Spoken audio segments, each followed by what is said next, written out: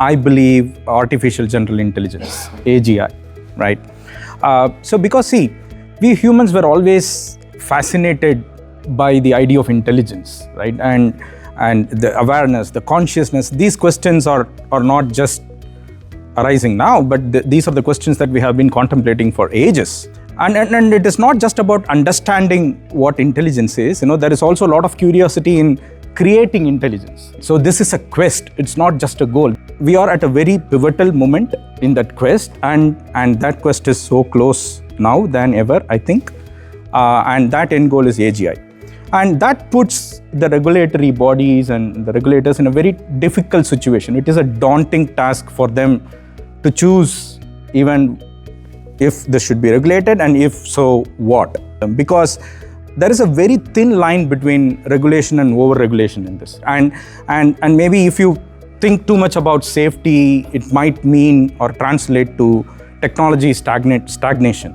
Or if you are locking yourself down, it might become fragmentation. But in my point of view, yes, regulation is needed, but in moderation, right? And it should be very specific and surgical. If that regulation hinders that quest, that thirst for creativity, innovation, that is probably not something that we should do. We fear what we do not know, right? So, and we think, it might cause harm, we might need regulation and all of that, because we do not fully yet understand what a model could be capable of, or even now, what it is capable of, we get it, but how it is capable of that, right? So we know, see, if you double click on, go inside the model, you will see all the weights and the transformers as the architecture. You can explain the technical aspects of it, but we still do not know why it works, right? And that field of study is called mechanistic interpretability, like referred to as mech-interp, right? So that is a very interesting field. So I will say the solution for this lies there, right? Now, Anthropic-like companies are doing a lot of research in that space.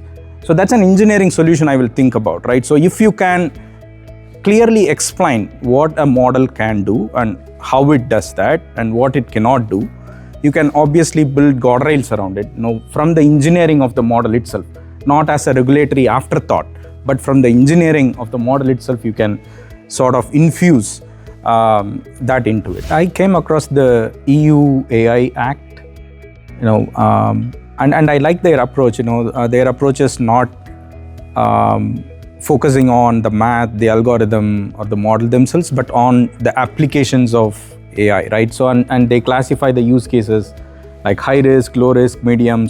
So their focus is on the applications, regulating the applications of the AI rather than the innovation cycle in the AI. That's something that I like.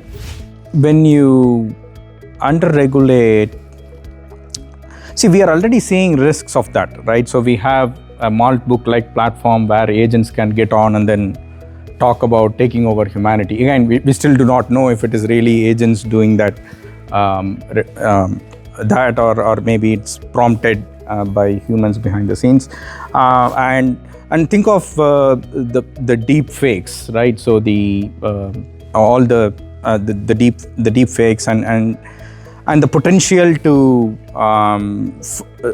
make some fraudulent transactions, all of that is on the rise. So I think, like I said, regulation is necessary and it should be surgical, and under regulation will lead to some bad elements exploiting these capabilities. I think mid last year, MIT published this report on 95% of the AI initiatives doesn't cross over to the production phase, it just ends in pilot. So the use case that we pick is very critical. And how do you do that? The value of the returns that you get should be greater than the cost of building that solution, right? So pick and identify such a use case is number one. And then number two, we have to still understand that these reasoning engines, these models cannot solve everything for you. There is a lot of engineering aspects around that. You have to build necessary evals, called as evaluations, framework. And three, when you pick the model or a platform, pick a platform that indemnifies you, right? So that the different platforms offers different levels of indemnification. So these are the clauses that we have to be aware of when we are starting to use these models to build solutions.